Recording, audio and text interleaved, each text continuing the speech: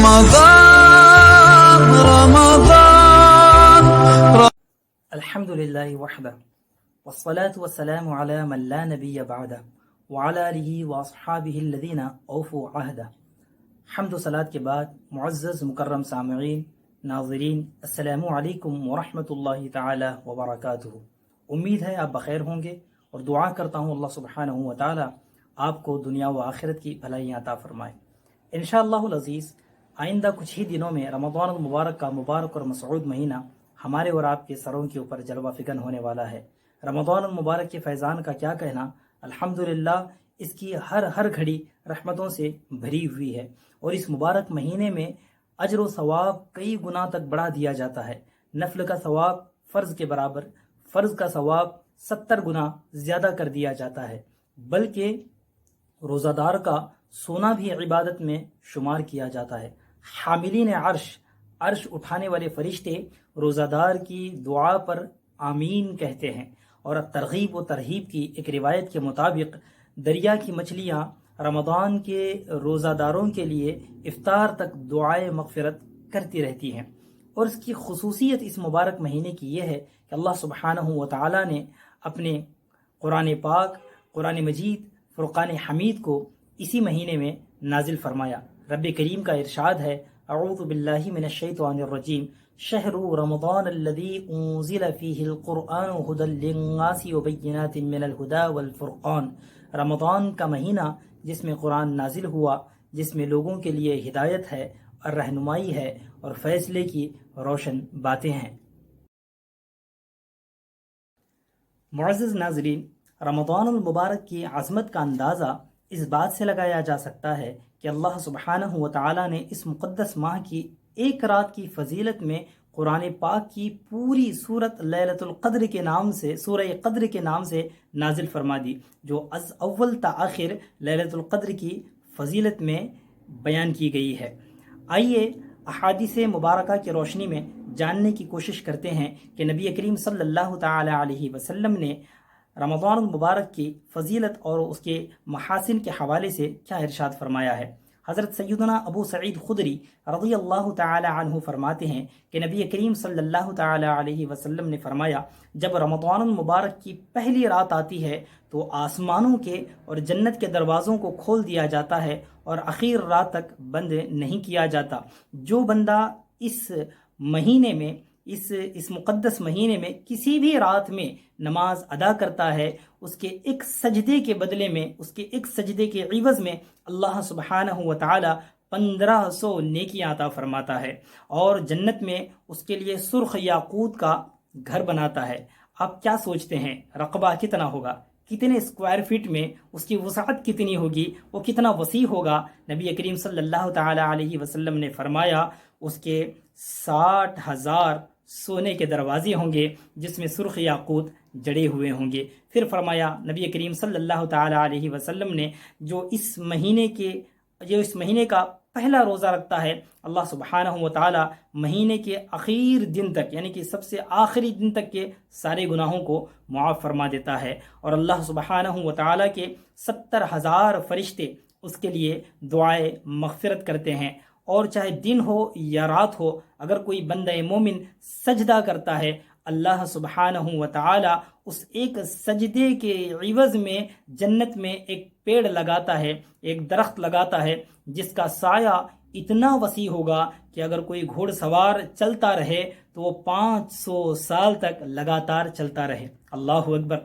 اللہ سبحانہ و تعالی نے نبی کریم صلی اللہ تعالی علیہ وسلم کے مقدس وسیلے سے کیسا عظیم اور مقدس مہینہ امت محمدیہ کو عطا فرمایا۔ حضرت سیدنا جابر رضی اللہ تعالی عنہ فرماتے ہیں کہ نبی کریم صلی اللہ تعالی علیہ وسلم نے فرمایا، ماہ رمضان المبارک میں اللہ سبحانہ و تعالی نے میری امت کو 5 نعمتیں ایسی عطا فرمائی ہیں جو مجھ سے پہلے کسی نبی علیہ السلام کو عطا نہیں کی گئیں۔ سب سے پہلی نعمت یہ ہے کہ رمضان المبارک کی جب پہلی رات آتی ہے، اللہ سبحانہ و تعالی میری امت کے اوپر نظر رحمت فرماتا ہے، اور جس کے اوپر اللہ سبحانہ و تعالی نظر رحمت فرما لے پھر اس کو عذاب نہیں دیتا۔ دوسری نعمت یہ ہے کہ شام کے وقت روزہ دار کے منہ کی بو جو بھوک کی وجہ سے آتی ہے، فطری طور پہ اللہ سبحانہ و تعالیٰ کے نزدیک وہ مشک سے بھی بہتر ہے۔ تیسری نعمت یہ کہ اللہ سبحانہ و تعالیٰ کے معصوم فرشتے دن اور رات بندہ مومن کے لیے، روزہ دار کے لیے مغفرت کی دعا کرتے ہیں۔ چوتھی نعمت یہ ہے کہ نبی کریم صلی اللہ تعالیٰ علیہ وسلم نے فرمایا، اللہ سبحانہ و تعالیٰ جنت کو حکم ارشاد فرماتا ہے کہ میرے بندوں کے لیے، میرے خاص بندوں کے لیے مزین ہو جا، آراستہ ہو جا، ان قریب وہ دنیا کی مشقت سے میرے گھر میں اور میرے کرم میں راحت پائیں گے۔ پانچویں نعمت یہ ہے، نبی کریم صلی اللہ علیہ وسلم نے فرمایا، رمضان المبارک کی آخری رات میں اللہ سبحانہ و تعالی سب کی عام مغفرت فرما دیتا ہے۔ ایک صحابی رسول عرض کرتے ہیں، یا رسول اللہ صلی اللہ تعالی علیہ وسلم، کیا وہ لیلۃ القدر کی رات ہے؟ آقا علیہ الصلوۃ والسلام نے فرمایا، نہیں، کیا تم نہیں جانتے جب مزدور اپنے کام سے فارغ ہو جاتے ہیں، اپنا کام ختم کر لیتے ہیں تو انہیں مزدوری دی جاتی ہے۔ اللہ اکبر۔ رمضان المبارک کی عظمتوں سے احادیث مبارکہ کی کتب احادیث مالا مال ہیں۔ رمضان المبارک میں اتنی رحمتیں، اتنی برکتیں ہوتی ہیں کہ میرے نبی صلی اللہ تعالی علیہ وسلم نے، صحیح ابن خزیمہ کی ایک حدیث مبارکہ ہے، آقا علیہ الصلوۃ والسلام نے فرمایا، اگر بندوں کو پتہ ہو جائے کہ رمضان کیا ہے، میری امت یہ تمنا کرے گی کہ اے کاش سارا سال رمضان ہو۔ میرے عزیز، یہ ہے رمضان المبارک کی برکتیں اور فضائل اور محاسن۔ ایک جامع خطبہ نبی کریم صلی اللہ تعالی علیہ وسلم کا، حضرت سیدنا سلمان فارسی رضی اللہ تعالی عنہ اس کے راوی ہیں، ابن خزیمہ نے اپنے صحیح میں اس کو کوڈ کیا ہے۔ آقا علیہ الصلوۃ والسلام نے فرمایا، اے لوگو، تمہارے پاس ایک عظمت والا اور برکت والا مہینہ آنے والا ہے، وہ مہینہ جس کی ایک رات ایسی بھی ہے جو 1000 مہینوں سے افضل ہے۔ اور فرمایا کہ اللہ سبحانہ و تعالیٰ نے اس مہینے کے روزوں کو تم پر فرض کیا ہے اور اس کے رات کے قیام کو، رات کی عبادت کو تطوع یعنی کہ سنت بنایا ہے۔ اس میں اگر کوئی ایک نیکی کر لے تو وہ ایسا ہی ہے جیسا کسی دوسرے مہینے میں فرض ادا کیا ہو، اور اگر کوئی فرض ادا کر لے تو وہ ایسا ہے جیسا کہ 70 فرض اس نے ادا کیے ہوں۔ آقا علیہ السلام نے فرمایا کہ یہ مہینہ صبر کا ہے اور صبر کا ثواب جنت ہے۔ پھر فرمایا کہ یہ مہینہ مواسات کا ہے، یعنی غمخواری کا ہے اور بھلائی کا ہے۔ اس مقدس مہینے میں مومن کے رزق کو بڑھا دیا جاتا ہے۔ جو اس مہینے میں روزہ دار کو افطار کرائے، اللہ سبحانہ و تعالی اس کی مغفرت فرما دیتا ہے اور اس کی گردن کو جہنم سے آزاد کر دیتا ہے۔ پھر فرمایا کہ روزہ افطار کرانے والے کو اتنا ہی ثواب ملتا ہے جتنا کہ روزہ رکھنے والے کو، بغیر اس کے کہ روزہ دار کے ثواب میں کچھ کمی ہو۔ صحابہ کرام نے عرض کی، یا رسول اللہ صلی اللہ تعالی علیہ وسلم، ہم میں سے ہر شخص وہ نہیں پاتا کہ روزہ افطار کرائے۔ آقا علیہ الصلوۃ والسلام نے فرمایا کہ یہ ثواب تو اس کو بھی ملے گا جو ایک گھونٹ دودھ، ایک کھجور یا ایک گھونٹ پانی سے بھی افطار کرائے۔ اللہ اکبر۔ پھر فرمایا صلی اللہ تعالی علیہ وسلم نے کہ اگر اس مہینے میں کوئی بندہ مومن روزہ دار کو پیٹ بھر کے کھانا کھلاتا ہے، اللہ سبحانہ و تعالیٰ اسے میرے حوض سے پلائے گا، ایسا پلائے گا کبھی پیاسا نہیں ہوگا، یہاں تک کہ جنت میں داخل ہو جائے گا۔ پھر فرمایا یہ مہینہ، اس کے ابتدائی 10 دن یعنی کہ پہلے 10 دن رحمت کے ہیں، اور اس کے اوسط یعنی کہ درمیانی 10 دن مغفرت کے ہیں، اور اس کے اخیر 10 دن جو ہیں وہ جہنم سے آزادی کے ہیں۔ اس میں جو اپنے غلام پہ تخفیف سے کام لے، یعنی کہ نرمی سے کام لے، کم کام لے، اللہ سبحانہ و تعالی اسے بخش دے گا اور اسے جہنم سے آزاد کر دے گا۔ پھر فرمایا نبی کریم صلی اللہ تعالی علیہ وسلم نے کہ اس مہینے میں 4 باتوں کی کثرت کرو۔ 2 باتیں ایسی ہیں کہ اگر تم کر لو گے تم اپنے رب کو راضی کر لو گے، اور 2 باتیں ایسی ہیں جس سے تمہیں کوئی غنا نہیں، یعنی کہ جس سے بے نیازی نہیں، چھٹکارا ہی نہیں ہے۔ وہ 2 باتیں جس سے تم اپنے رب کو راضی کر لو گے وہ یہ ہیں کہ لا الہ الا اللہ کی گواہی دینا، دوسرا استغفار کرنا۔ اور وہ 2 باتیں جس سے تمہیں غنا نہیں ہے، چھٹکارا نہیں ہے، وہ یہ ہے کہ اللہ سبحانہ و تعالیٰ سے جنت طلب کرنا اور جہنم سے اللہ سبحانہ و تعالیٰ کی پناہ مانگنا۔ میرے عزیز، کتنی پیاری اور کتنی خوبصورت اور جامع حدیث مبارکہ ہے نبی کریم صلی اللہ تعالی علیہ وسلم کی۔ اس حدیث مبارکہ کے حوالے سے ایک گزارش یہ کرنا چاہوں گا کہ آج تو غلامی کا دور ختم ہوا، آج غلام نہیں ہیں، لیکن ہمارے ماتحت کام کرنے والے ضرور ہیں۔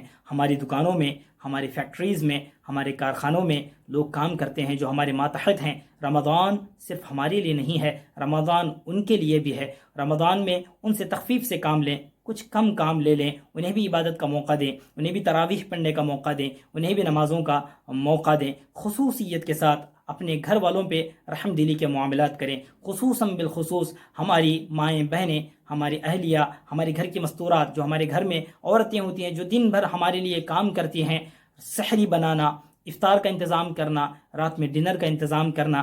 کہیں ایسا نہ ہو کہ ہماری سحری، ہماری افطار، ہمارے کھانے پینے کے معاملات میں ان کی عبادتیں رہ جائیں، ان کی تہجد رہ جائے، ان کی عبادتیں رہ جائیں، ان کے نوافل رہ جائیں، ان کی تراویح رہ جائے۔ میرے عزیز، اگر کوئی کمی بیشی ہوتی ہے تو ان سے نرمی کے معاملات کریں، ان سے نرمی سے پیش آئیں، درست مزاجی کا جو معاملہ ہے ان کے ساتھ نہ کریں، بلکہ انہیں بھی عبادت کے موقع دیں۔ کچھ ایسا پلان بنائیں کہ افطار کے آدھے گھنٹے پہلے، یعنی کہ جو ایسا ٹائم ہے جس میں دعائیں قبول ہوتی ہیں، اس آدھے گھنٹے میں انہیں بھی رخصت مل جائے، کچن سے انہیں بھی چھٹی مل جائے، تہجد کا انہیں بھی موقع ملے۔ سحری میں اگر کچھ کمی بیشی ہو جائے تو اسے برداشت کر لیں اور ان کے ساتھ رحم کے معاملات کریں۔ یاد رکھیں، اگر آپ اپنے ماتحتوں پہ رحم کریں گے، اللہ سبحانہ و تعالیٰ کی مخلوق پہ رحم کریں گے، اللہ سبحانہ و تعالیٰ آپ پہ رحم فرمائے گا۔ اور یہ میرے رب کریم کا وعدہ ہے، اور میرا رب اپنے وعدے کے کبھی خلاف کوئی کام